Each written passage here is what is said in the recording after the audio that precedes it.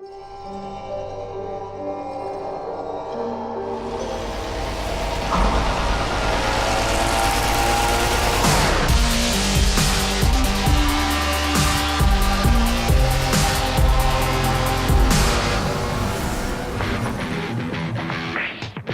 are the heart and soul of Forza Motorsport 4.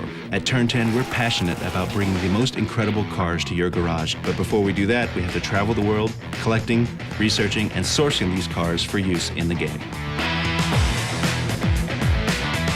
The process starts with design announcing a car. From there, I go to clubs, look for sale ads or dealerships. And sometimes it's people I've already met, but at the end of the day, these guys are car guys. They're open to it, and they enjoy sharing their car. And for Forza 4, that car is their car. It's going to be in there forever, and it's something you can't take away from that car owner. And those car owners, I think, really enjoy that. That'd be like the highlight of my life.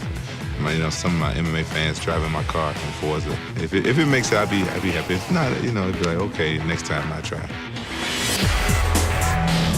Each method of acquiring reference for a car has different advantages and disadvantages. Scanning is nice because we know it's correct. We know the shape is accurate. The manufacturer that we have to approve it with knows the shape is accurate. When we scan a car, we're getting data on the inside and the outside of the car that's accurate to 12 thousandths of an inch of every surface that we capture.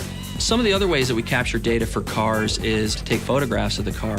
We shoot photographs for two different reasons. One is for texture source. But we also have to rebuild the shape. In cases that we couldn't scan the car, we have to recreate the 3D shape of the car out of photos. So you take photos from a lot of different angles, and then we lay those photos in behind the geometry as we're building them. So we actually match the geometry to the photo in the viewport when the artist works, and then we can match them to multiple views and know that it's correct, and then the shape is sub-centimeter accurate on the surface of the car. We think of the Auto Vista experience cars almost as a level to explore. You can go in there, open the doors, lift the hood, so we have to capture the gauge sweeps, the light beeps, all that stuff that happens in the car when you first key it up to a much higher level of detail. With the introduction of Auto Vista, we wanted to really immerse the player in that moment. So what we do is we actually have a surround sound 5.1 microphone that we put in the driver's position inside the car while we record that entire sequence. Authenticity is the key to the car sounds for this game.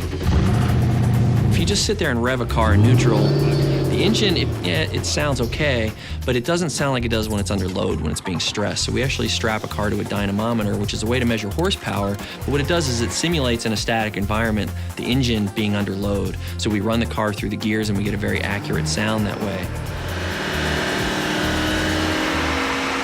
Every car is different, and we'll spend some time walking around the car at first, trying to work out where the cool sounds are, what the sounds are that really capture the sound of that car, and then we'll position multiple microphones on each of those sources to try and get different perspectives to make sure that when we bring it back to the studio, we can get everything we need and reproduce the sound of that car.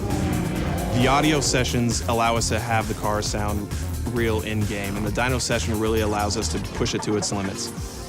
Car sourcing is crucial for every car in the game.